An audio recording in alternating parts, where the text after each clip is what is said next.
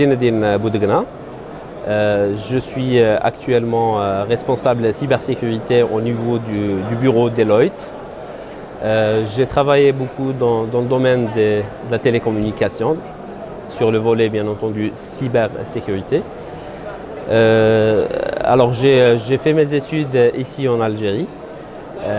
Du moins le premier master que j'ai fait, c'était un master en management des TIC, avec une option, enfin avec on va dire un focus sur un sujet en cybersécurité justement, le management de la cybersécurité.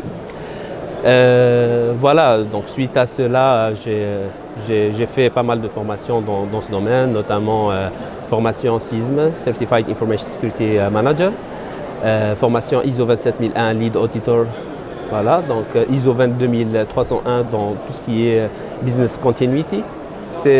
L'autre formation, c'est DFIP, so Digital Forensic Investigation Professional. Donc vraiment, en fait, dans un moment de ma carrière, j'ai travaillé dans ça, d'accord. Mais c'est beaucoup plus ce qu'on appelle Incident Response Team. Donc, la souveraineté numérique nationale est un sujet sur la table depuis plusieurs années, d'où la naissance de normes internationales dans ce sens-là, d'où la précipitation de l'Europe notamment à mettre en pratique la norme RGPD qui veille à sécuriser la data des citoyens européens. Donc la souveraineté nationale est là pour garantir que la donnée algérienne, je parle dans le cas de l'Algérie, garantir que la data en Algérie, que ce soit la data sous toutes ses formes, data in motion, data at rest, donc toutes les formes de la data, doit être gérée de façon souveraine. C'est-à-dire les personnes qui ont accès à cette information doivent être censées d'y accéder, d'accord ?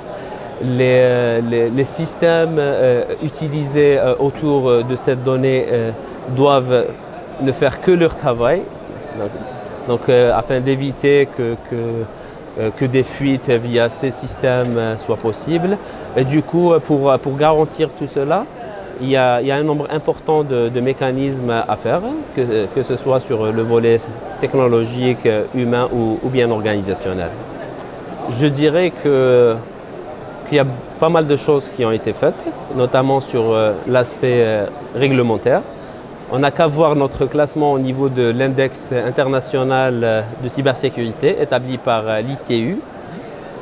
Notre positionnement est clairement, c'est un classement qui est fait autour de 5 capabilities, donc 5 capacités.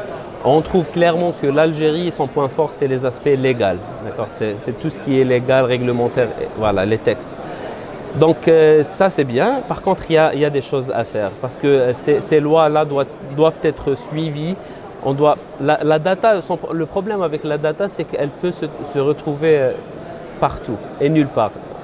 Donc un citoyen algérien peut avoir une trace dans une société d'assurance, une autre trace chez un opérateur, etc. Donc quelqu'un qui veut du mal à ce pays, c'est quelqu'un qui va chercher la donnée qu'il lui faut au niveau de l'organisation concernée. Et du coup, pour assurer vraiment une souveraineté 360, les textes établis par les autorités doivent non seulement être suivis, parce qu'un acteur économique ne va pas faire, sauf s'il a une certaine maturité, il ne va pas s'attarder à implémenter des choses auxquelles il n'a pas de compte à rendre. Donc voilà, il faut pousser la pression vers les indicateurs de performance, vers un reporting, je dirais même trimestriel, avec des audits de la part des autorités. C'est extrêmement important pour garantir que ces mécanismes-là soient possibles. Il y a plusieurs personnes qui confondent les rôles du DSI, les rôles de l'RSSI. C'est très très important déjà de comprendre qu'ils sont complémentaires. D'accord ? Un DSI à qui on attribue le rôle d'RSSI, qui est responsable de sécurité des systèmes d'information, il se retrouve dans une position jugée partie. Donc, il ne peut pas s'auto-auditer. Donc, s'il y a une faille, il ne va pas dire que voilà, j'ai une faille.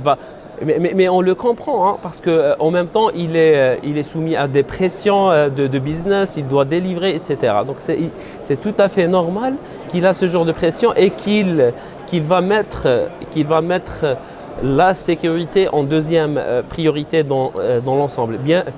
Bien entendu, il y a des DSI qui sont très très conscients de cela.